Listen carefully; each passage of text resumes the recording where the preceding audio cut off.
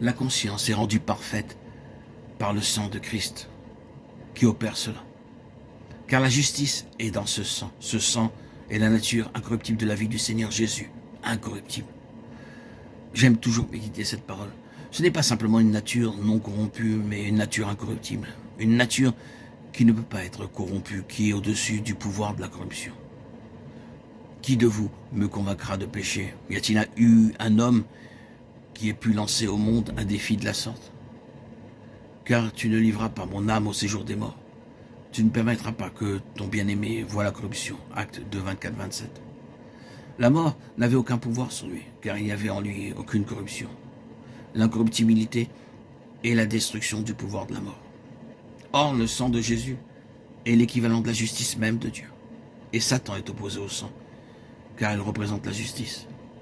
L'appropriation de ce précieux sang, l'appropriation par la foi de cette justice divine, est ce qui va détruire toute la puissance de Satan. Ils l'ont vaincu à cause du sang. Et si vous voulez changer le mot, vous le pouvez, mais le changement ne concernera seulement qu'un seul aspect, car le sang inclut tout. Ainsi, pour ce qui est présentement en vue, vous pouvez changer le mot et dire « ils l'ont vaincu à cause de la justice qui vient de la foi ». C'est là la parole de leur témoignage, une cuirasse protégeant la conscience même, la défendant.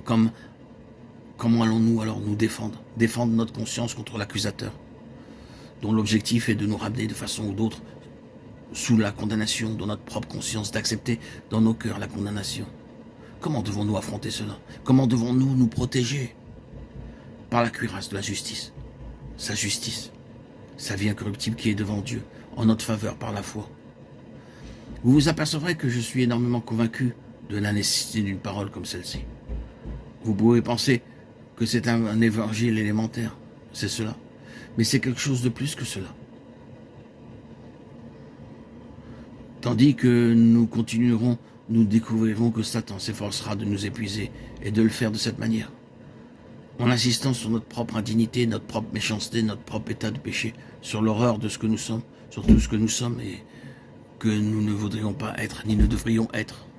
Sur tout ce que nous ne sommes pas et que nous voudrions être et devrions être. Il ne cessera jamais de jouer sur ce terrain-là.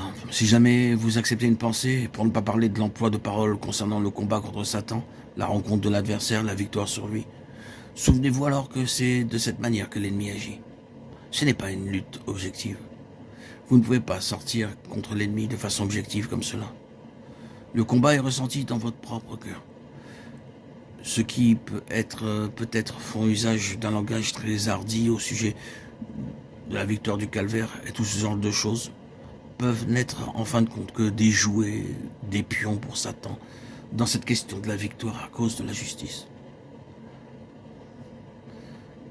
Dans cette question, ils peuvent être complètement défaits.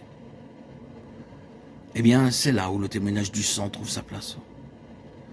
Vous et moi tenons pour précieux le sang de Jésus.